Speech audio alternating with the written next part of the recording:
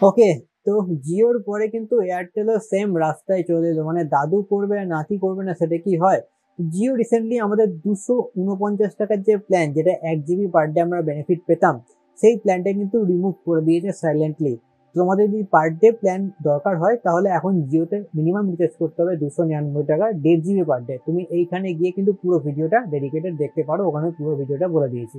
তো এয়ারটেল কি করলো, জিও যেদিন করলো তার পরের দিন কিন্তু এয়ারটেল যে 249 টাকায় 1 জিবি পার ডে প্ল্যানটা রেখেছিল, সেই প্ল্যানটাকে কিন্তু রিমুভ করে দিল।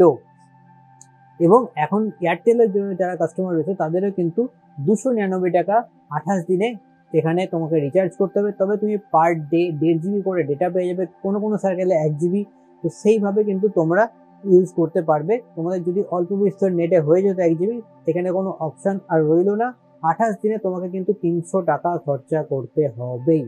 ঠিক আছে, এরপরে কি হচ্ছে, 28 দিনে 300 টাকা খরচা তো করছো, সেক্ষেত্রে তুমি একবারে যদি 84 দিনের খরচা করো সেক্ষেত্রে দেখবে 300 টাকা করে হলে একটু এদিক ওদিক হয়ে যাচ্ছে।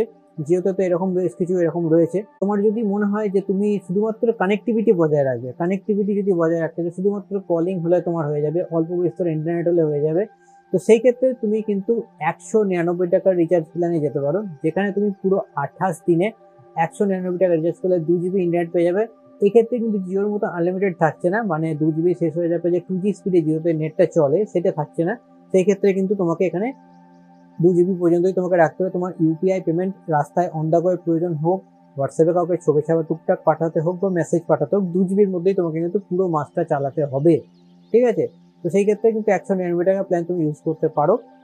বা আরেকটু যদি বেশি ডেটা দরকার হয় তাহলে 218 টাকার একটা প্ল্যান আছে, যেখানেও 28 দিনই ভ্যালিডিটি থাকছে, আগে 30 দিন ছিল, এখন কেটে 2 দিন কমিয়ে দিয়েছে, সেখানে 3 জিবি ডেটা পাবে। ঠিক আছে, এই অল্প বিস্তর নেটের জন্য যদি ইউজ করতে পারো তাহলে 200 টাকায় তোমাকে কাজ মেটাতে হবে। এবং এয়ারটেলের ক্ষেত্রে জিওতে 189। তো আর সারা মাস যদি তোমার প্রয়োজন হয় ইন্টারনেটের, তাহলে কিন্তু তোমাকে 1.5 জিবি পার ডে প্ল্যান রাখতে হবে, তাও 300 টাকা খরচা করে। তো আজকে ভিডিওতে এইটুকুই আপডেট দেওয়া ছিল। জিওর সাথে সাথে এয়ারটেলে কিন্তু সেম পথে কিন্তু চলে এসছে। তো আর 5G যাদের দরকার হয় তাদের কিন্তু মিনিমাম 350 টাকা রিচার্জ করতে হবে, 349 টাকা, তবেই কিন্তু 5G আনলিমিটেড পাবে। জিওতে তো পিওর আনলিমিটেড থাকে, এয়ারটেল ভোডাফোনে এখনো পর্যন্ত 300 জিবির ক্যাপিং রয়েছে। আর এয়ারটেলে তো অনেক প্রবলেম আছে এক্ষেত্রে, তোমরা জানো, কেউ কেউ মানে ম্যাক্সিমাম লোকই ডেটা কেটে নিচ্ছে, এরকম একটা বলেই থাকে। তো বাস আজকের ভিডিওতে এইটুকু ইনফরমেশন দেওয়া ছিল। যদি ভিডিওটা ভালো লাগে অবশ্যই চ্যানেলটাকে সাবস্ক্রাইব করে দাও। আর বাংলাতে টেকনোলজি রিলেটেড আপডেট সবার আগে পেতে কিন্তু প্ল্যানেট এম্পায়ারকে সাবস্ক্রাইব করে রাখো। চলো টাটা।